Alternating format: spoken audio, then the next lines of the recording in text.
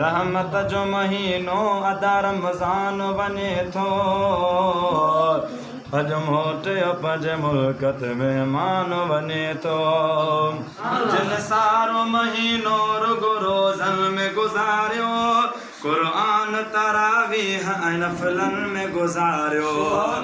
जिन सारो महीनो रोज़न में गुज़ारियो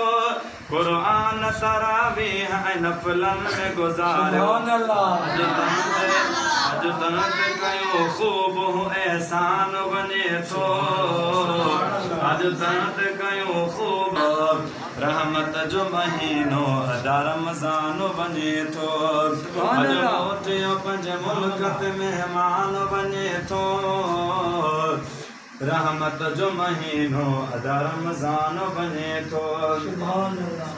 ऐं जन तरह तरह ताम खाई ॾींहं ॾिठे जो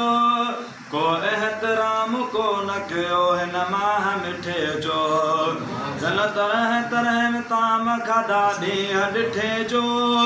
को एहतराम को न कयो हिन माह मिठे जो तन जा बि कयूं खोड़ ई अरमान वञे थो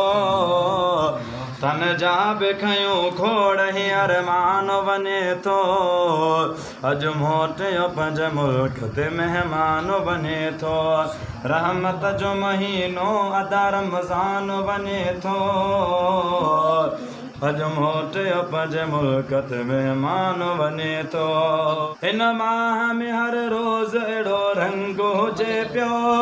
जंहिं तरफ़ किनायूं पिया क़ुरान ॿुधिजे पियो हिन माह में हर रोज़ अहिड़ो रंग हुजे पियो जंहिं तरफ़ वाजायूं रुगो क़ुरान ॿुधे पियो से साण मज़ा वरतियूं महिरबान वञे थो से साण मज़ा वरतियूं महिरबान वञे थो अॼु मोटियो पंहिंजे मुल्क ते महिमान वञे थो रहमत जो महीनो अदा रमज़ान वञे थो अॼु मोटियो पंहिंजे मुल्क ते महिमान वञे थो ऐं बसि थींदा भला रे सवरी भाग ते भेरा ऐं जिन जी हयाती रही जेके रहिया जहिड़ा बसि थींदा भला रे सवरी भाग ते भेरा वही जन जी हयाती रही ऐं जन जी हयाती रही जेके रहिया जहिड़ा हिन वक़्तु हितां जीअर अहिड़ो जवान वञे थो हिन वक़्तु हितां जीअर अहिड़ो जवान वञे थो अॼु मोटियो पंहिंजे मुल्क ते महिमान वञे थो रहमत जो महीनो अदा रमज़ान वञे थो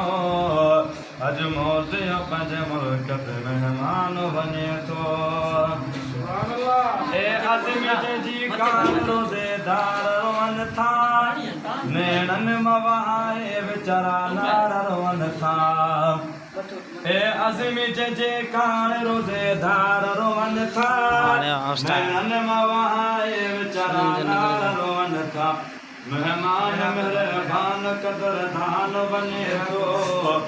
मेहरबान मेहरबान कदरदान वञे थो अॼु मोटियो पंहिंजे मुल्क ते महिमान वञे थो रहमत जो महीनो अदा रमज़ान वञे थो अॼु मोटियो